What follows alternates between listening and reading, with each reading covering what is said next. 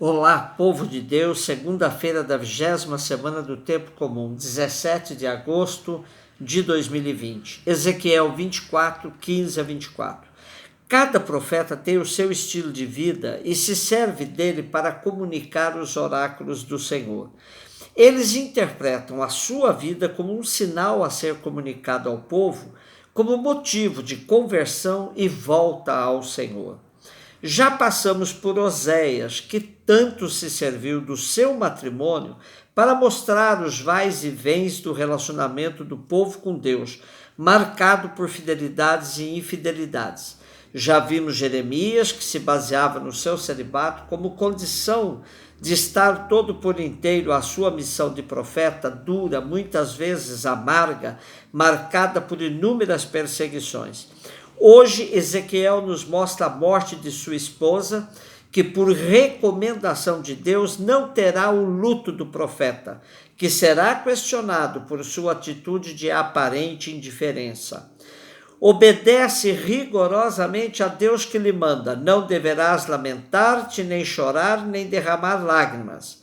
Além disso, não deverá alterar sua rotina, mas há de suspirar em silêncio, como que escondendo sua dor por ter perdido aquela que era a alegria dos seus olhos.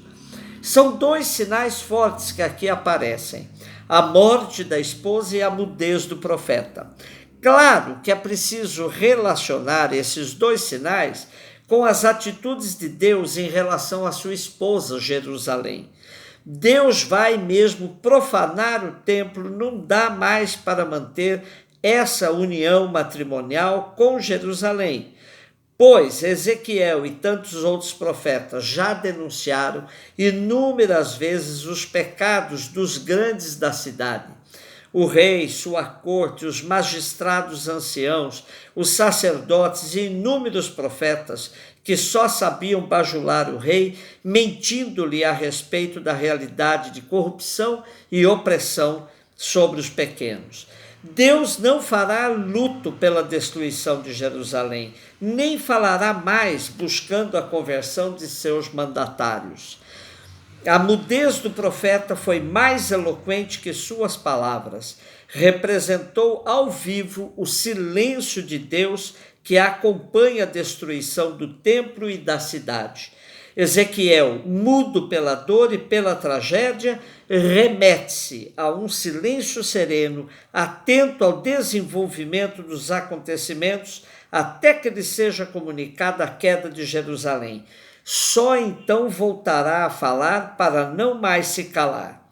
E assim termina a primeira parte do livro de Ezequiel, em que o profeta apenas pôde anunciar oráculos de ameaças que os acontecimentos históricos vieram a confirmar.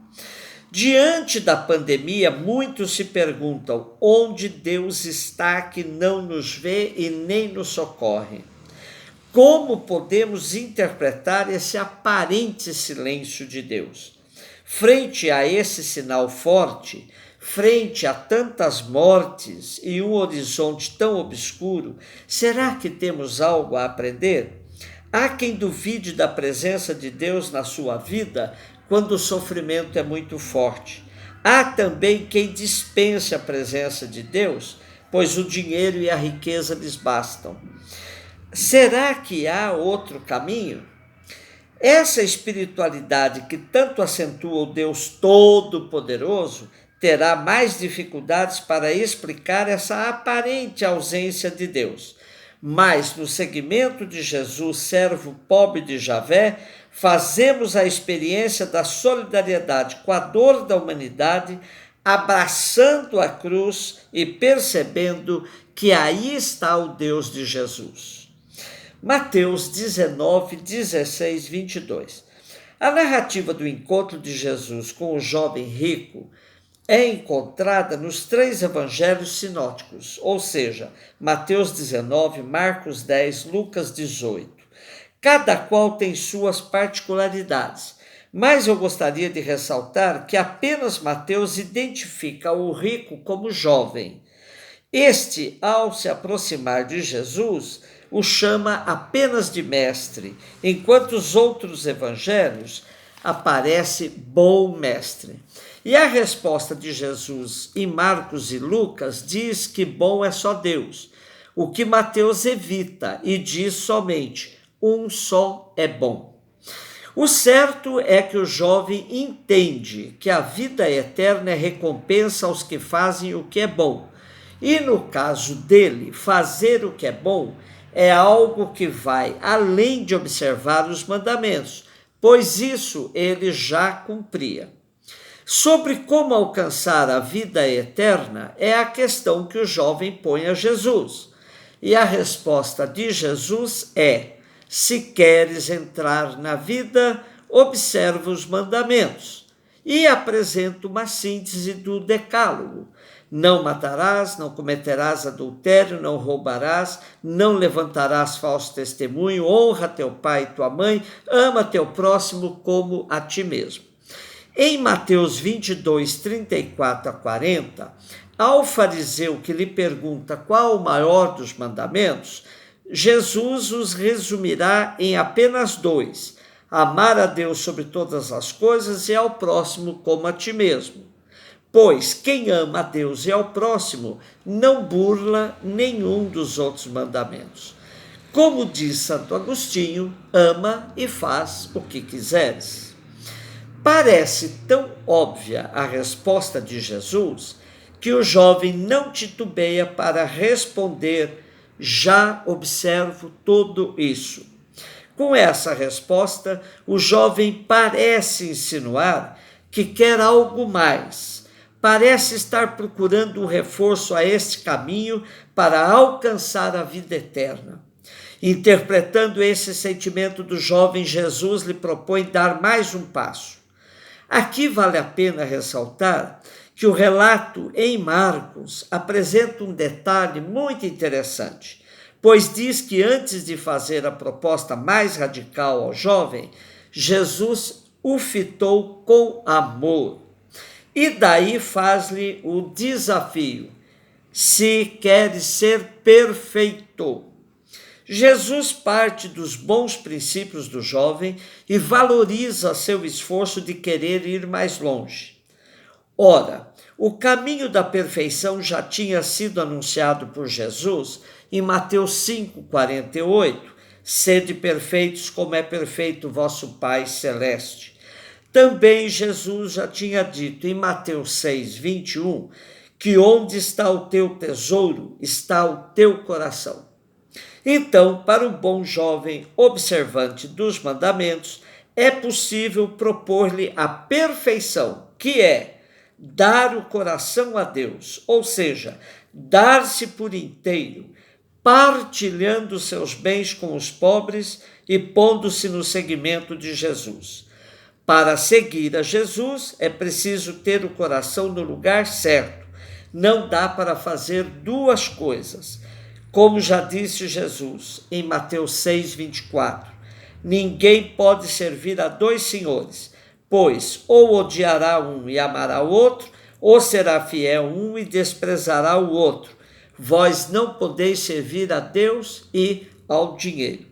É bom observar que o jovem era uma pessoa digna, que, segundo Marcos, mereceu o olhar amoroso de Jesus. Mas, para seguir Jesus, não basta ser observante da lei. É preciso dar um passo a mais. O jovem não se revoltou com a proposta de Jesus, mas mediu suas forças e percebeu que não era capaz de dar o passo radical.